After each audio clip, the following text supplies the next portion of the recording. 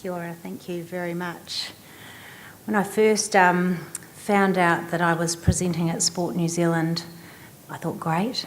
And then I found out that I had the afternoon session after lunch on the second day. Excellent, excellent.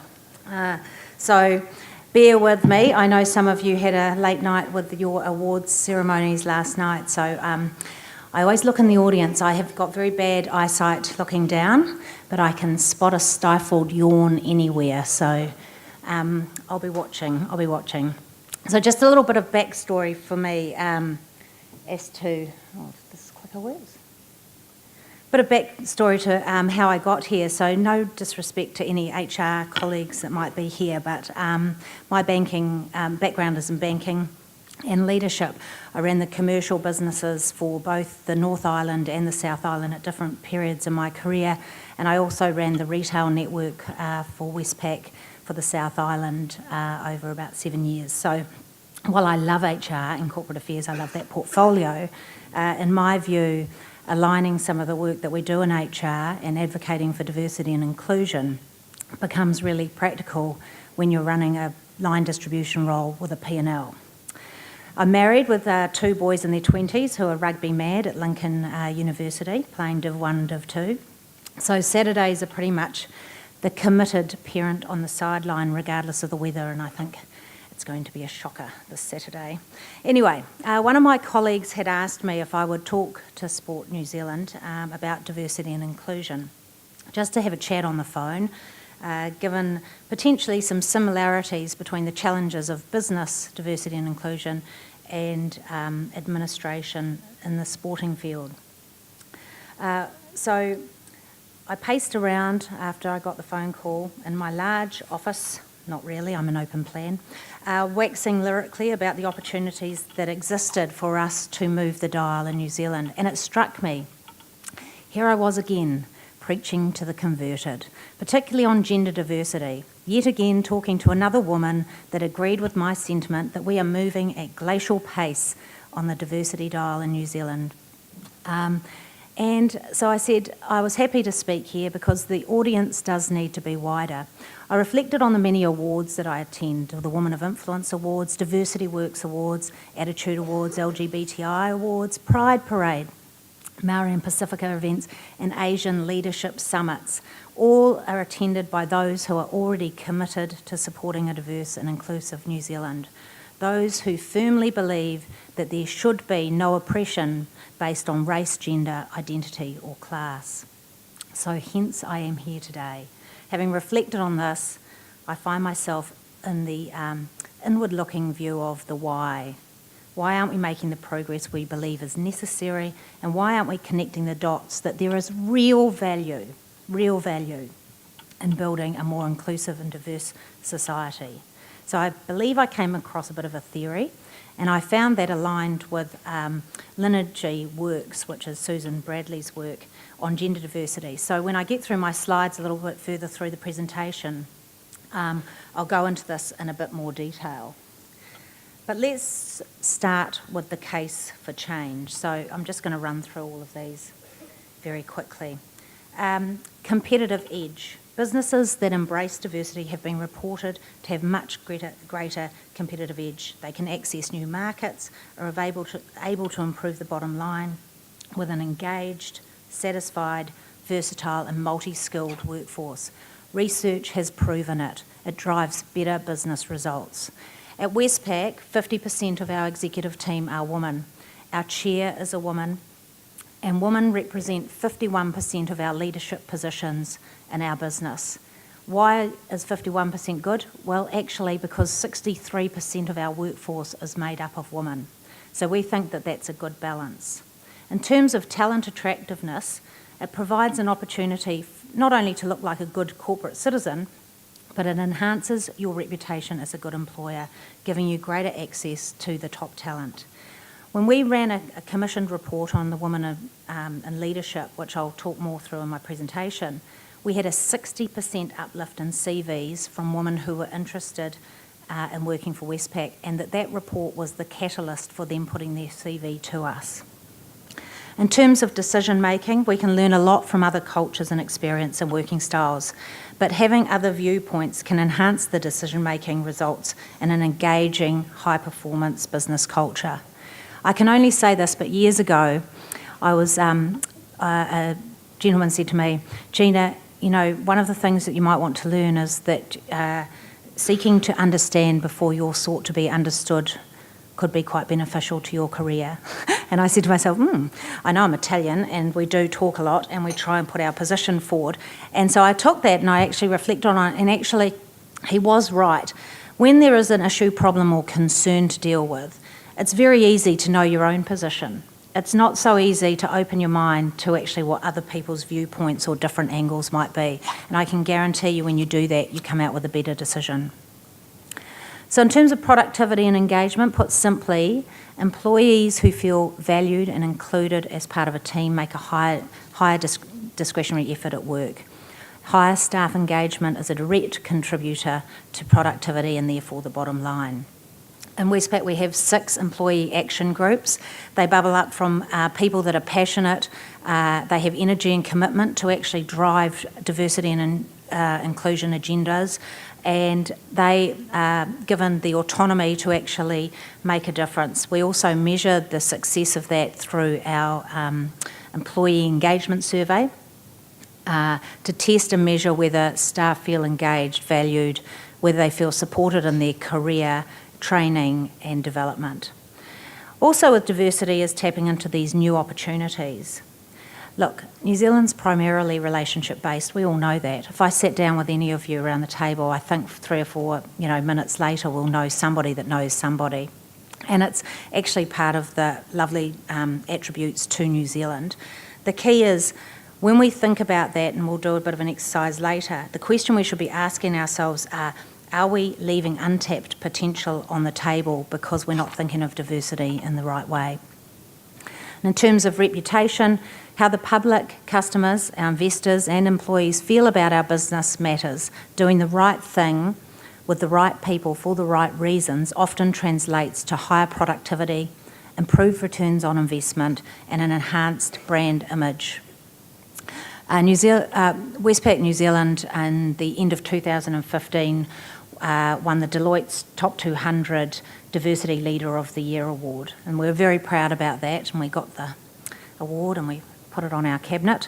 The next day, David McLean, the CEO, came and talked to me and he said, well, what next? Let's do something that is a little more bold and out there. So we decided that we would take on tackling domestic violence. And, with a workforce again of 63% women, we knew that there were women within our organisation that suffered from some form of domestic violence. We know that because 1 in 3 women suffer some form of physical or psychological abuse within their lifetime. And so rather than shying away saying it was a societal issue, we said actually it's an employer issue. With a workforce the size of ours, 4,500 staff, we knew that actually facing into this could make a big difference to how our staff felt about Westpac. And it's true. So since we've done a holistic approach to that, we've worked with Shine. We were the first organisation to be DV-free tick accredited through Shine, and as a leader in that, Fonterra's followed, the Warehouse, a number of other corporates. We're now talking to a number of the chief executives through the public sector. We've been able to create a movement. Now, when you think about diversity and inclusion, and you think about that from that lens, actually that's the reputation that we want to have in the workforce and with our staff, is that we care enough about our people. It's not about productivity, it's about doing the right thing. In terms of leadership and cultural intelligence, well, we all know about IQ and EQ, but in terms of cultural intelligence, leaders of the future will need to know actually at the core who they are, what makes them tick, what sends them into fight or flight, what annoys them, what brings out the best in them, what brings out the best in their people. A good example of that was in the marriage equality that was recently in Australia, where people stood up to say it was a civil right, not a religious right, and they took the courage to have a stand. And finally, in terms of inclusion, there's a wonderful saying, diversity is being asked to the party, inclusion is being asked to dance. Just simply sitting there with diversity metrics isn't enough. So we have a 95% rate of return for women that go on maternity leave. And part of that is around our policies. So we have a policy called all-in flex, all-in flexibility. It means that you can graduate back to work at your own pace. And it also means, and this is not just about women, this is men too, that we want people to leave loudly. If they're going to watch their kids' swimming sports or athletics, we want them to leave loudly. We want them to tell people that that's what they're going to do. If they're fitting in a hair appointment and taking some reading with them, leave loudly. Tell us that you're doing that. If you're actually working from home for the day because you need some quiet time to get a project done, and we're all an open plan, leave loudly. Simply put, trust people, create flexibility, and they will value it. We've seen at Perpetual Trust now, they've gone to a 4-day work week. At this stage, they're telling us that there's no downside loss in productivity, so new ideas are being trialled all the time around how to make workers feel more balanced in their work life. And I was just telling a group of women outside that I was a story recently of a lawyer that identified in tier 1 law firms where women were leaving, where they were just getting at that tipping point to move to partnership. They were having their child and not coming back. And actually what this very smart, I think, man realised was actually in his law firm on the North Shore, he was able to pick up some of those top lawyers, women lawyers, and said, work how you want, flexible, come in, bring the kids, work the hours that you like, and actually just be part of a team that actually wants to work together. And I can tell you that has made a huge, huge difference. So I'm going to flick into a bit of a video, and I think it links to your yesterday's session. 65 million people have seen it, so I apologise already if you're one of those people. But the next clip just really is a refresher to think about some of the challenges that young women have.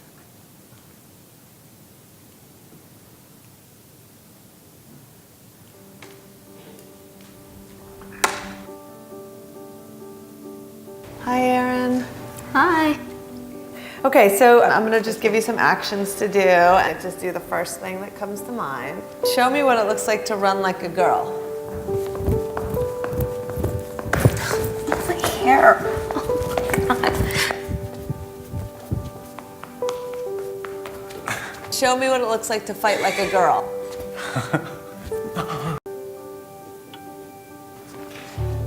My name is Dakota, and I'm 10 years old. Show me what it looks like to run like a girl. Throw like a girl. Fight like a girl. What does it mean to you when I say run like a girl? It means run fast as you can. So do you think you just insulted your sister? No. I mean, yeah, insulted girls, but not my sister. Is like a girl a good thing? Actually, I don't know if it's a bad thing or a good thing. It sounds like a bad thing. It sounds like you're trying to humiliate someone. So when they're in that vulnerable time, between 10 and 12, how do you think it affects them when somebody uses like a girl as an insult? I think it definitely drops their self-confidence and really puts them down, because during that time they're already trying to figure themselves out, and when somebody says you hit like a girl, it's like, well, what does that mean? Because they think they're a strong person.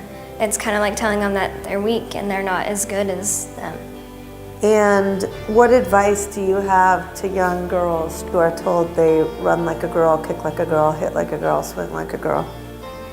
Keep doing it, because it's working. If somebody else says that running like a girl or kicking like a girl or shooting like a girl is something that you shouldn't be doing, that's their problem. Because if you're still scoring and you're still getting to the ball on time and you're still being first, you're doing it right. It doesn't matter what they say. I mean, yes, I kick like a girl and I swim like a girl and I walk like a girl and I wake up in the morning like a girl because I am a girl. And that is not something that I should be ashamed of. So I'm gonna do it anyway. That's what they should do. If I asked you to to run like a girl now, would you do it differently? I would run like myself. Would you like a chance to redo it?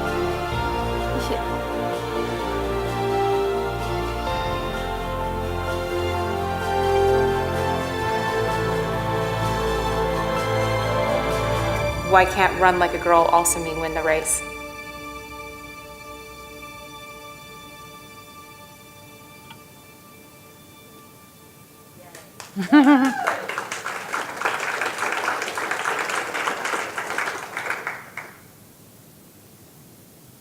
No, the clicker doesn't work. Whoops, no. Okay. I think out of that 65 million, I've watched it about 5 million times, by the way, so it inspires me. And these images inspire me too, because I reflect on these women and I think about running, swimming, paddling, throwing, hitting, and I think of amazing athletes. And that young woman right in the middle with the Canterbury jersey on is my son's girlfriend, Alana, who has played for Lincoln and Canterbury, and I told her I was putting her in the images next to Selena. So she thought that was pretty cool. Look, the thing is, these are amazing athletes who deserve similar pay. Women deserve similar pay, similar work terms and conditions, similar seats on the aircraft.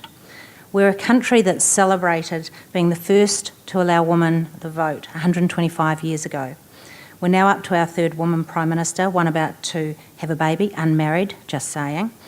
So we've moved on, but have we really moved on? Interestingly, I was at the Hillary Clinton presentation a couple of weeks ago, and it struck me with one of the comments that she said. She said, when men get into more senior, powerful positions, they are more revered and more loved. When women get into more senior positions of power, they are more hated, more hated, more hated. And actually, I think the haters hate more with senior, powerful women. So I think that while there's some polarising points to that, up until now, everyone might think this sounds a little bit woe is me on the woman front, but actually I'm here to talk far more proactively about women taking control of what they can do. So I'm going to talk about some of the hurdles and some of the things that they can think about.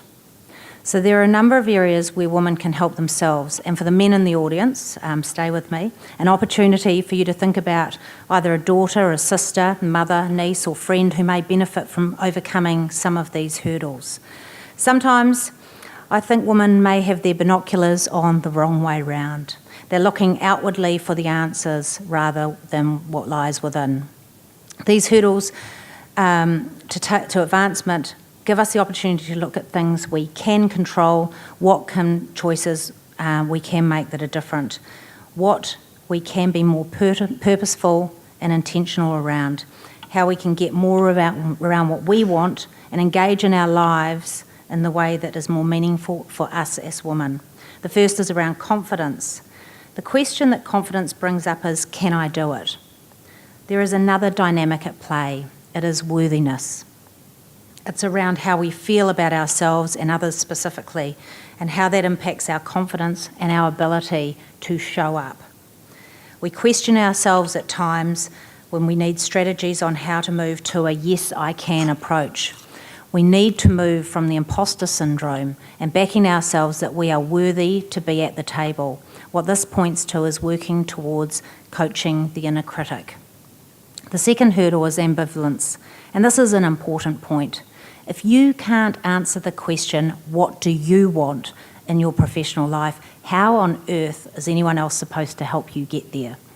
This resonates with me for women all the time. Women are not defining what their next step is and what they want and pursuing it. So the action is to take ownership and define what you want. You are certainly more likely to get there, to your goal, if you are considered, planned and disciplined about the actions you take to get there. In my mind, this is no different than a sports player committing the time, energy and passion to strive for their results. In business goals, it could be a promotion, it could be a board appointment, but it only comes with the same level of discipline and focus. I've referenced here branding and presence, and I think this needs to be a competency that has been a hurdle for years. It's about addressing this for both men and women. The question here is, how am I showing up? Women tend to be very uncomfortable talking about who they are and what they bring to the table. The shift here is not to think that other people will address this for me, but to move to, it is my responsibility to make sure I know what I bring and feeling comfortable to say it. So how many women in the room have sat in meetings where they're thinking something but they don't say it?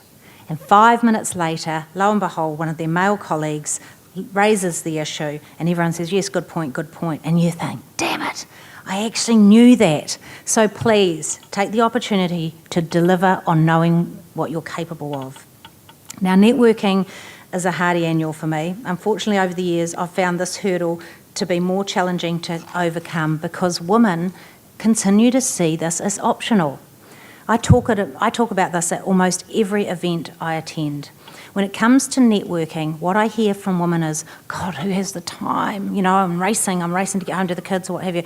The shift required here is to think about it as strategic relationship building, taking it very seriously and being purposeful and intentional about it. Building relationships and sponsorship for yourself, either in your organisation or outside of it, is actually critical to your success. It doesn't mean that you have to go to the pub late at night, and it sounds like I've gone to the pub, doesn't it? Late at night and drink beer. It does mean you need to be focused on who can support you. We never get to the goals alone, so ask yourself today, who is helping you or who do you need to ask help from? And I've put up there asking or making the ask, but research shows that women tend to be very uncomfortable asking for something they want when they perceive it is for themselves. Don't get me wrong, women and men are very, very good at negotiating, but when a woman thinks about it herself, negotiating on her own behalf, women have a lot to learn, and quite frankly, from men who know how to do it very skillfully. There's never going to be an easy time to get comfortable with this, so I suggest you just dive in at the deep end, from micro needs, salary requests, job negotiation, or getting that project that you really, really want. So learning to move away from feeling very uncomfortable and being more determined to making that ask is what I need and what I want is a key hurdle. And here's a goodie that resonates probably for some of you, and I even talked to some of you at lunch about this. Proving value. It is our knee-jerk reaction to overcompensate, taking on more, somehow thinking that, you know, we need to be in control. But women are tending to work really, really hard. We do this as what I refer to as an overplayed strength, to let everyone know we're really adding value.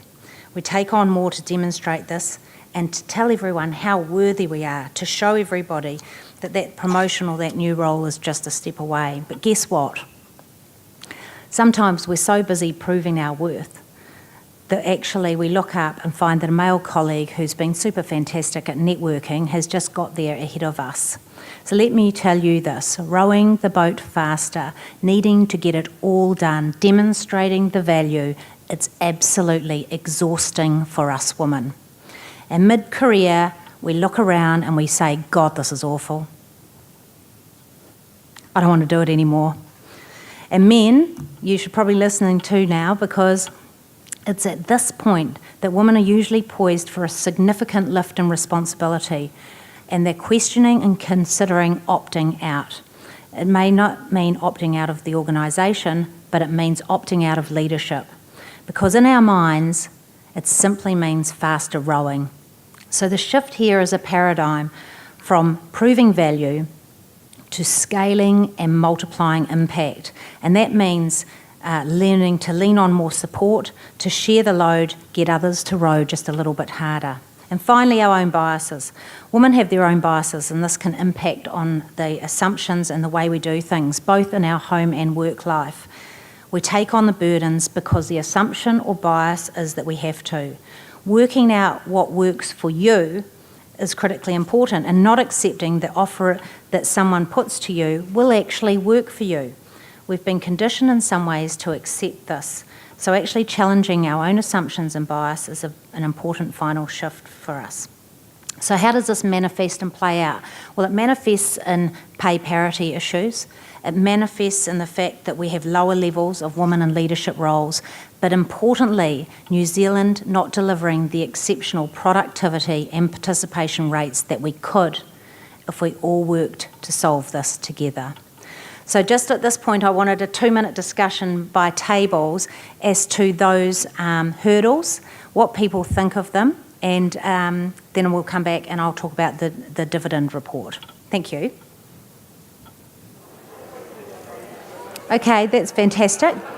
Good lot of dialogue there. So we are actually going to have some Q&As at the end. So keep mulling those points over. Okay. Good. I'm glad there's a lot of dialogue. I hope you're not just talking about what you wore last night. Okay, so we've got Q&As at the end that we'll have time to tick through, but now what I wanted to really take you through was the dividend report, because we've kind of looked at the case for change, some of the things that women could potentially do differently, and you can think about those things. But the dividend report was commissioned by Westpac to have a look at what sort of missed opportunity financially and in broader society were we missing as a result of not having gender diversity. So just a couple of stats to kick us off. 51% of the population are women. 3.5%, there's 3.5% higher number of women in the working population aged between 15 and 65. Women represent 60% of the degrees coming through tertiary education and 54% on STEM subjects, so your science, technology, engineering and maths, and women represent 46% of the workforce.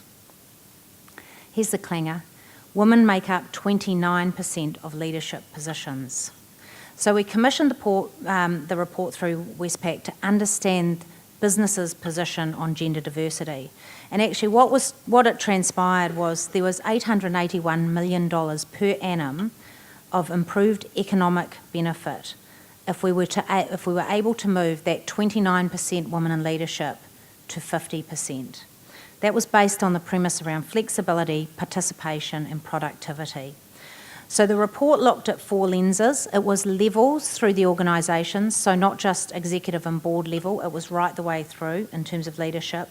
The importance of gender diversity by businesses, the barriers that businesses believed stopped them from achieving gender diversity, and business outcomes. So as I run through some of these, think about your own administration, your own organisations, and see whether these resonate. Only 40% of businesses had a gender parity policy or strategy in place. Only 26% measured any sort of reporting. 42% of businesses said they had seen no change in gender balance in leadership in the past 2 years, and a quarter did not expect to reach gender parity within the next 5 years. A third cited that culture was a barrier, and 49% cited a lack of talent. It is a McEnroe moment. You cannot be serious. So what were the references to barriers? Actually, childcare affordability, talent, culture, pay parity, and actually a lack of commitment by senior leaders around staff and budget. So they were some of the things that businesses resonated for them that said this was too, challenging. Yet the research benefits far outweighed this. There was real financial outcome benefits, role modelling and retention, faster move on pay parity, increased talent pools, flexibility. But the thing that really got me about this report was the modelling that suggested those organisations or companies that had greater gender diversity were 6 times more likely to be innovative, 6 times more likely to be agile, 3 times more likely to reach their performance goals, twice as likely to meet or exceed their financial targets. They created greater customer satisfaction, higher employee loyalty, more productive workforce with greater participation. That was the business side. The society side, or the social benefits, was improved living standards, improved financial independence for women, improved mental health, more equitable society, and participation and productivity activity leading to this economic growth. So when you think about those elements, we've looked at the case for change, the opportunities for women to overcome some of those hurdles, and the hard facts around the dividend report. I think that we start to see and paint a picture of an opportunity and the way forward. So before I go into the sort of summing up, we're going to do a little facilitated exercise. So we're about to hand out a piece of paper. Here's very clear instructions. Do not unfold the piece of paper in front of you. Yeah, I'm watching you. Take the piece of paper so you can share them round, but just keep that one column which talks about people you trust. And I'd like you to start, once we've got all of those pages distributed, I'd like you to start by listing down in that column, without opening and unfolding that page, write down either by initials or name, who are the people that you most trust in your life. But do not include your family members, because that's a given. That's a given. That's knocked about 5 people out.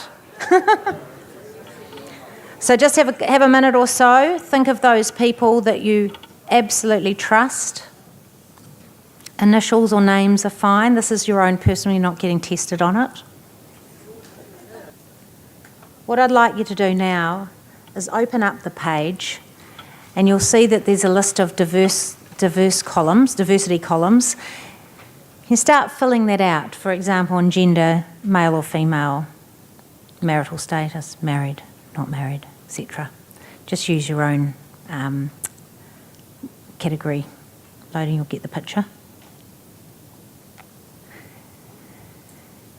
Anything surprising there? People looking a lot like you. So this is the exercise around trust and the like-me bias. So basically, what it tends to highlight for the majority of people is that as they hone into level 3, there's people that look a lot more like them. So at level 1, it is really about those people that you know in your work or personal life that you have association with. They might be, some of the parents that you know through school or community groups, etc. But that's the greatest level of diversity in level 1. As we narrow through time and relationship building, you move to about 10% of that level 1 into level 2. So that actually is starting to hone into those trusted sort of group of people that you might work with or have some form of personal relationship with. That tends to come with longer term time and relationship building. By the time you get to level 3, you've got your trusted group. Now, in a work sense, when you have that trusted group, what can happen is they become your go-to people.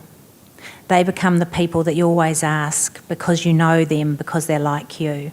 If they're going to get the job done, they'll get it done and they'll do it like you. Those are the people that you spend the most time developing.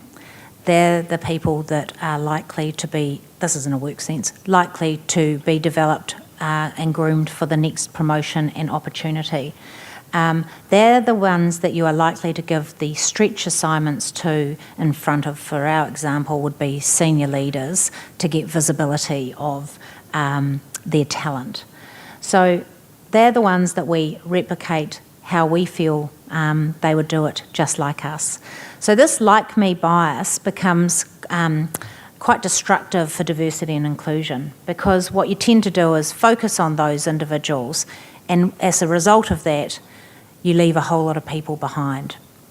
So you don't think necessarily of those people that might not quite think like you, that might not look like you, that might not have the same sexual preference as you, etc. So it's just a nice little way, I think, to summarise kind of thinking about that when you go back to your own organisations and think, am I being a bit of a like-me bias with the things that I have in terms of opportunities to present to other people? Okay, so have I got the deal for you? I'm in summary time now, and I'm going to talk to you about the opportunities. And why is it the deal for you? Because these things cost nothing or little. It is all about how you can implement things, impact your own environment. And so I'm just going to share with you some of the things that we've done at Westpac.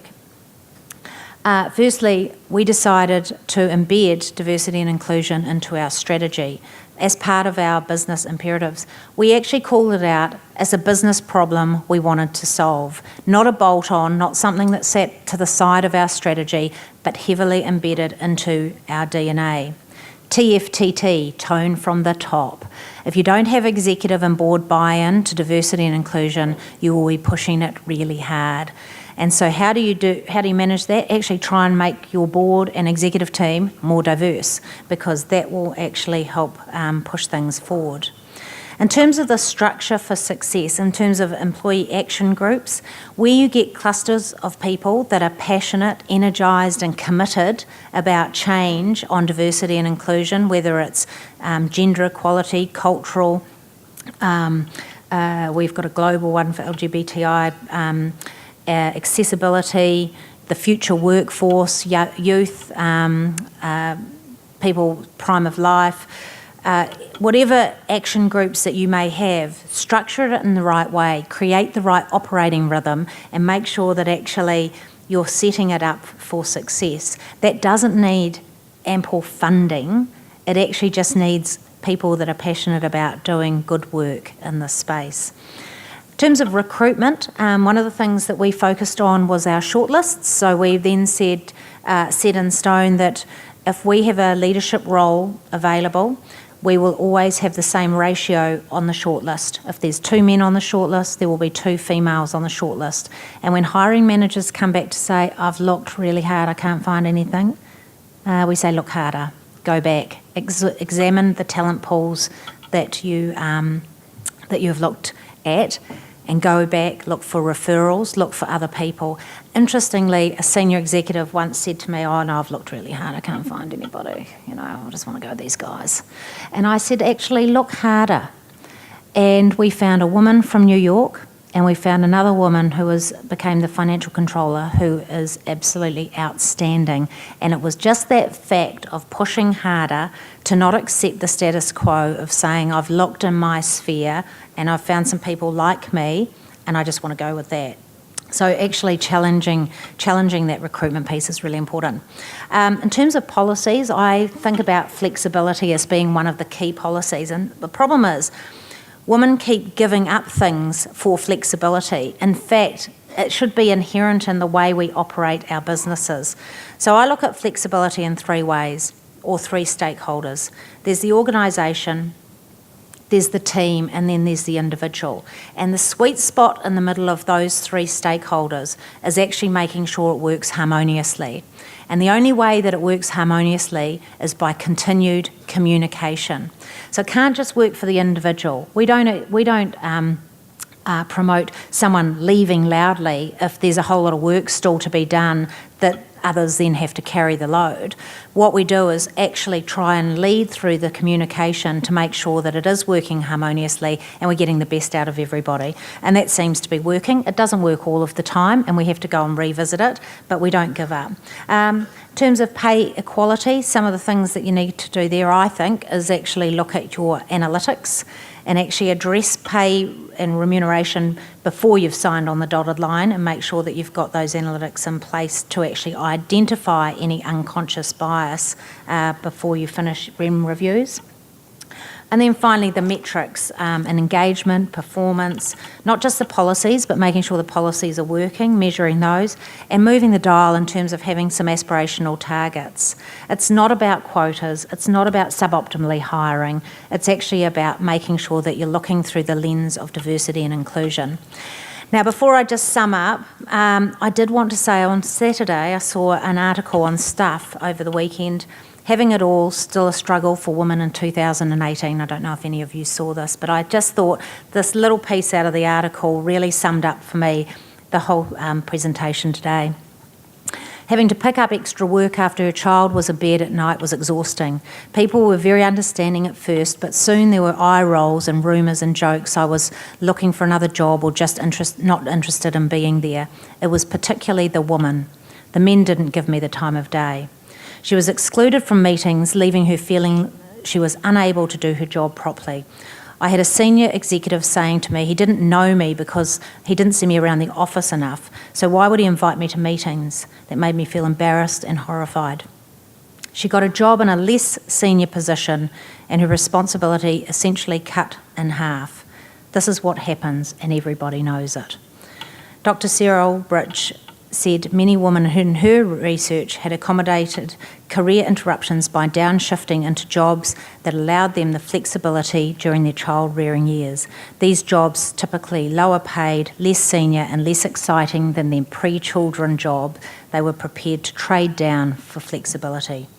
The work culture is completely out of whack. It's structured according to a 1950s model where the households had a male primary breadwinner and a female primary carer. So, still work to be done. The presentation, while focused on gender diversity, does give rise to how we are thinking about creating an inclusive society, how we need to focus on beliefs, assumptions, how we need to face into public policy and changes that we need in that space, on creating the right shifts to help maximise the opportunity for our economy and our society to flourish. I hope it's given you some food for thought today. I believe we do have some time for Q&As. Thank you for listening, particularly after lunch. Thank you.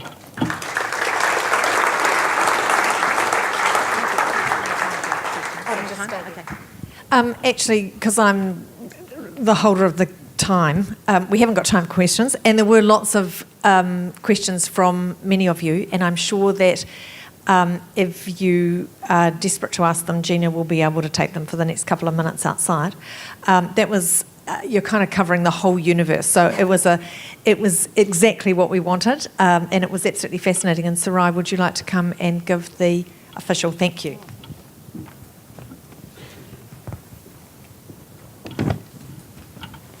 Kia ora koutou, tātou koutou, ko Sarai he mira taku ingoa. It's an honour and I'm humbled to stand here on behalf of Sport New Zealand to thank you, Gina, for sharing your knowledge and your experience with us. Diversity and inclusiveness is close to my heart, so I learned a lot from your session, so thank you. And thank you for your time. And on behalf of Sport New Zealand, please accept this small gift from us. Thank you very much. No worries.